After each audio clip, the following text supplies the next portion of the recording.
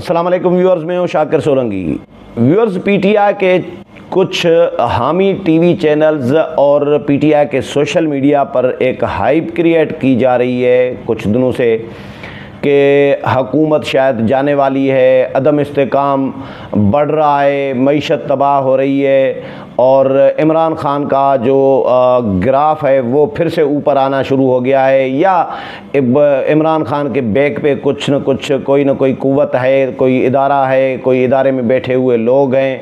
क्योंकि कहीं कहीं इमरान खान को भी रिलीफ मिल रहा है, जिस तरह तौहीन अदालत की कार्रवाई नहीं हुई इमरान खान के ख़िलाफ़, या बाकी जो इमरान खान के ख़िलाफ़ इल्ज़ामात हैं या जो फ़ैसले आए हैं, इलेक्शन कमीशन का फ़ैसला है, जो रिपोर्ट है इलेक्शन कमीशन की फ़ॉरेन फंडिंग के हवाले से, उसमें भी कोई कार्रवाई नहीं हुई। तोशाखाना केस में कोई कार्रवाई नहीं हुई, नाअहली भी नहीं हुई, असम्बली तोड़ी, आइन की खिलाफ वर्जी की, उस पर भी इमरान खान की कोई पकड़ नहीं हुई। तौहीन अदालत की, उस पर भी पकड़ नहीं हुई। जजेस को, खातून जज को धमकियाँ, आईजी को धमकियाँ, डीआईजी को धमकियाँ, या दहशतगर्दी का मुकदमा हुआ, धरना लेकर आए, 144 की खिलाफ वर्जी की। तो ये तमाम इक़दामात इमरान खान को हज़म होते जा रही हैं। तो इस वजह से शायद ये एक परसेप्शन बनाई जा रही है सोशल मीडिया पे पीटीआई के हामियों की जानिब से कि जी हुकूमत इनको घर भेजेंगे, या हुकूमत जाने वाली है, या टेक ओवर होगा, या इमरान खान दोबारा आ रहे हैं। इस तरह का एक माहौल पैदा करने की कोशिश की जा रही है। मुझे भी बहुत सारे दोस्तों के फ़ोन आ रहे हैं, हर रोज़ एक दो दोस्तों के फ़ोन आता है कि यार मुल्क की हालात बड़े ख़राब हैं और सियासी हालात बड़े ख़राब होते जा रहे हैं। दिन ब दिन बड़ी तशवीशनाक बात ऐसा तसव्वुर दिया जाता है।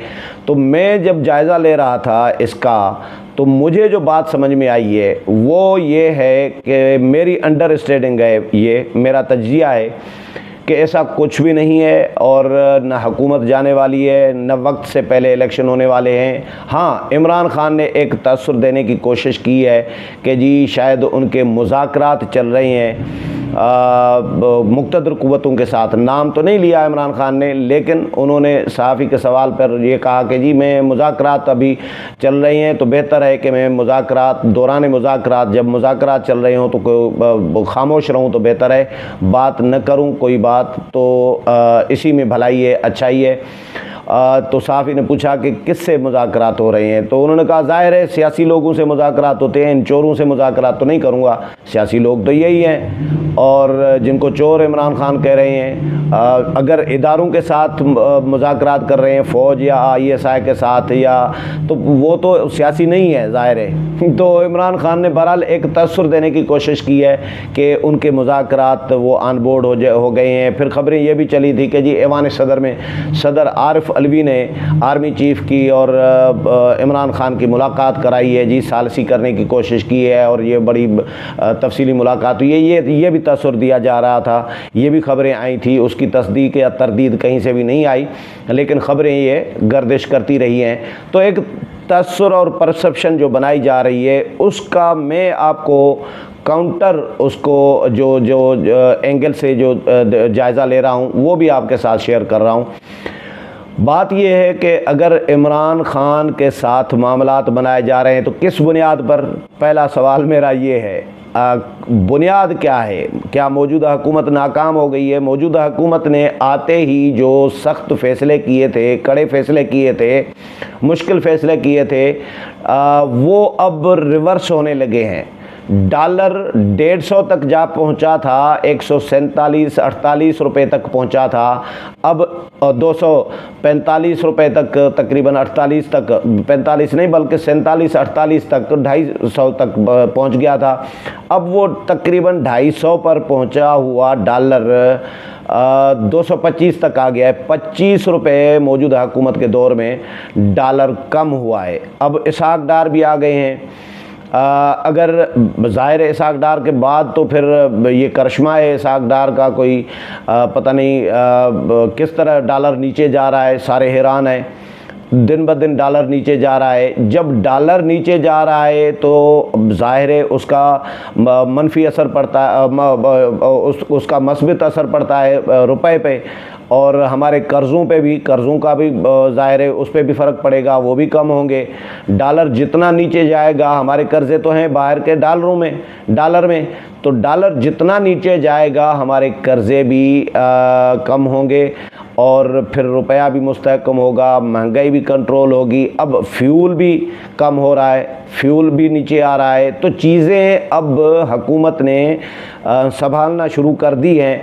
तो जब हुकूमत ने मामलात संभालना शुरू कर दिए हैं, मिफ्ताह इस्माइल को भी हुकूमत ने हटा दिया और वज़ीर ख़ज़ाना इसाक डार को ले आई है, तो फिर बुनियाद क्या है? एक तो बुनियाद मुझे समझ में नहीं आ रही। या तो हुकूमत और ये डॉलर भी ऊपर जा रहा होता, फ्यूल भी ऊपर जा रहा होता, पेट्रोलियम प्राइसेस या महंगाई भी ऊपर जा रही होती, तो फिर तो बात समझ में आती, लेकिन अब तो कम हो रही है, तो फिर बुनियाद नहीं बनती। एक बात। दूसरी बात ये कि मौजूदा हुकूमत क्लियर कर चुकी है कि भाई हमें मिन्नत तरले करके हुकूमत दी गई है, और अब हुकूमत गंदा होने के लिए तो आई नहीं थी।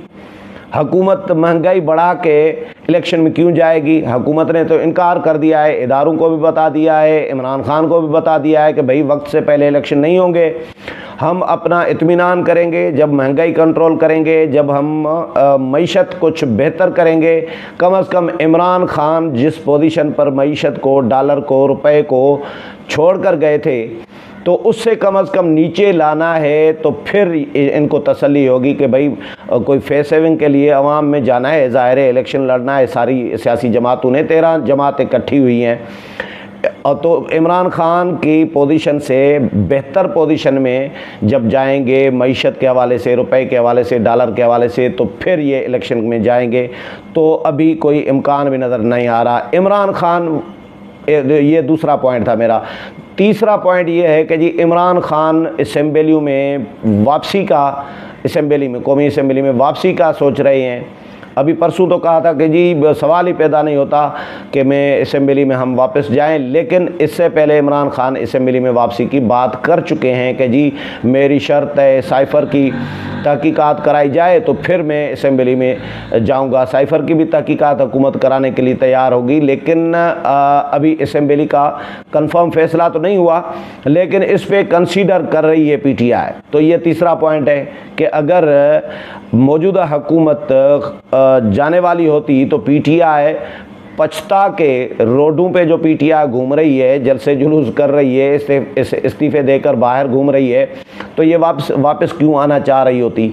सीधी सी बात है, वापस ना आती। अगर हुकूमत जाने वाली होती तो तब आती जब हुकूमत जा चुकी होती या इमरान खान को इक़्तिदार मिल चुका होता। तीसरी बात ये जो इम्पॉर्टेंट पॉइंट है कि रिलीफ नून लीग को भी, यानी हुकूमती लोगों को भी बड़ा ज़बरदस्त किस्म का रिलीफ मिल रहा है। मरियम नवाज़ और मियाँ नवाज़ शरीफ की जो अपीलें थी सज़ाओं के ख़िलाफ़, 4 साल तो अदालतें फ़ैसला नहीं कर रही थी।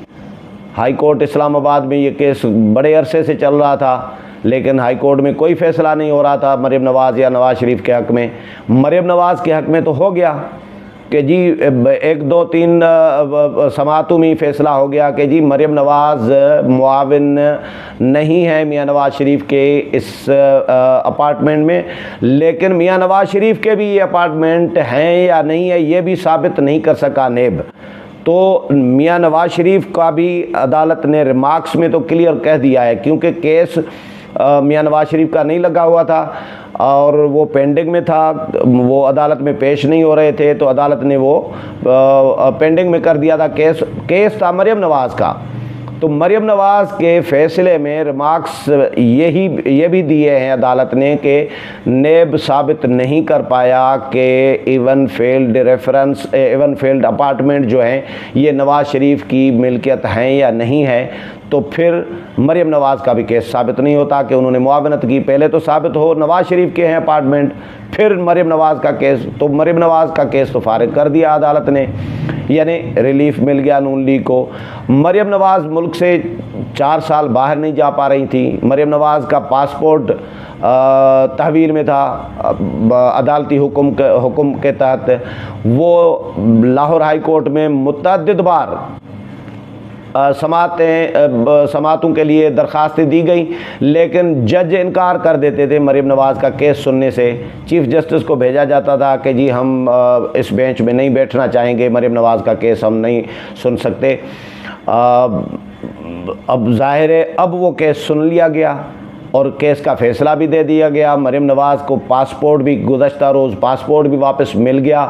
अब मरियम नवाज़ आज मुल्क से बाहर जा रही हैं वाया दोहा। आज शाम को दोहा पहुंचेंगी मरियम नवाज़, शाम को इधर से रवाना होंगी, दोहा जाएंगी और दोहा से फिर लंदन जाएंगी, मियां नवाज़ शरीफ से मुलाकात करेंगी और 6 अगले महीने की 6 तारीख को मरियम नवाज़ वापस आएंगी और फिर 7 तारीख को मरियम नवाज़ इधर पहुंचेंगी। तो मरियम नवाज़ मुल्क से बाहर जा रही हैं, पासपोर्ट मिल गया, उनका अपील उनकी कबूल हो गई, उनकी सज़ाएं माफ़ हो गई। बड़ी बात है कि सज़ाएं कलअदम करार दे दी गई एहतसाब अदालत की। तो ये रिलीफ़ कैसे मिल रहा है? मियां नवाज़ शरीफ को भी समझे रिलीफ़ मिल गया है। इसहाक डार का मामला, अगर मैं ये कह रहा हूँ कि अगर इमरान ख़ान को अभी कोई चांस होता या मौजूदा हुकूमत को चलता करना होता तो ये इक़दामात न होते, इसहाक डार वापस ना आते। कैसे आए इसहाक डार जी? अदालत ने इसहाक डार की दायमी वारंट गिरफ़्तारी, उसी अदालत ने जिसने जारी किए थे, एहतसाब अदालत ने, उसी ने दायमी वारंट गिरफ़्तारी मुअत्तल कर दी है और फिर इसहाक डार वापस आ गए। फिर इसहाक डार वज़ीर ख़ज़ाना, सेनेटर का हलफ़ उठा लिया, वज़ीर ख़ज़ाना का हलफ़ उठा लिया, अब वज़ीर ख़ज़ाना है।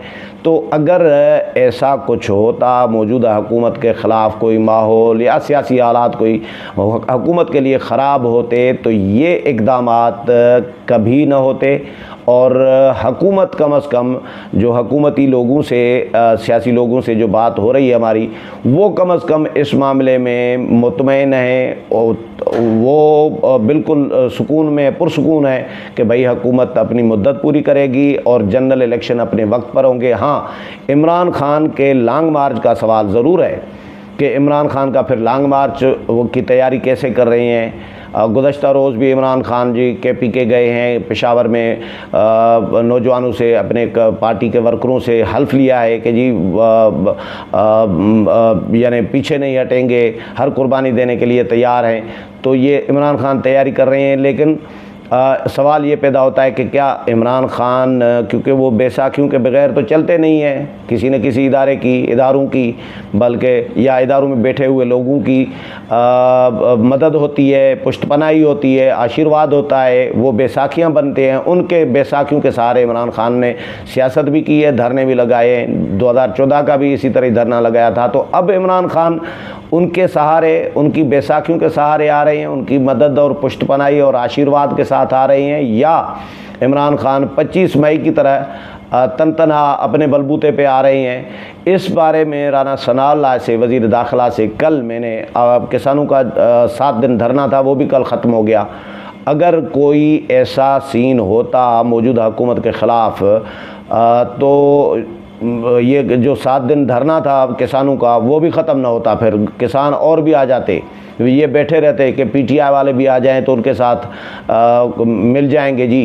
तो किसानों को भी हुकूमत ने, राना सनाउल्लाह ने मुज़ाकरात करके, कामयाब मुज़ाकरात हो गए, उनको भी रवाना कर दिया। तो राना सनाउल्लाह से कल मैंने पूछा था कि इमरान ख़ान किसी इदारे या इदारों में बैठे हुए लोगों की मदद के साथ, आशीर्वाद के साथ धरना लेकर आ रहे हैं 2014 की तरह, या वो अपने बलबूते पे आ रहे हैं। तो राना सनाउल्लाह ने कहा कि बिल्कुल कोई इमरान ख़ान के साथ इदारा नहीं खड़ा हुआ। ये राना सनाउल्लाह ने इसकी तरदीद कर दी कि कोई किसी इदारे की सपोर्ट नहीं है।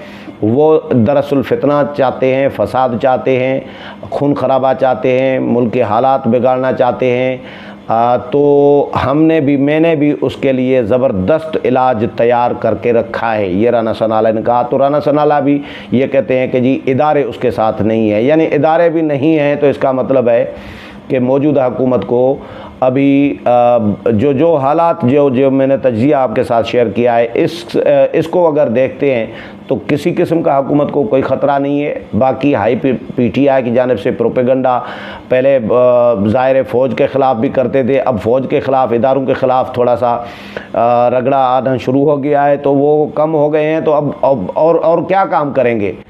फिर यही काम करना पड़ेगा ना पीटीआई को कि हुकूमत के ख़िलाफ़ प्रोपेगंडा, परसेप्शन और एक तसर छोड़ा जाए कि हुकूमत नाकाम हो गई है, हुकूमत ख़त्म होने वाली है, हुकूमत जाने वाली है, सियासी हालात ख़राब हैं। तो ये पीटीआई का प्रोपेगंडा है सिर्फ, बाकी इसमें हकीकत बिल्कुल भी नहीं है। उम्मीद है प्रोग्राम पसंद आया होगा। अगले प्रोग्राम में फिर मुलाकात होगी, तब तक इजाज़त चाहता हूँ। अल्लाह हाफ़िज़।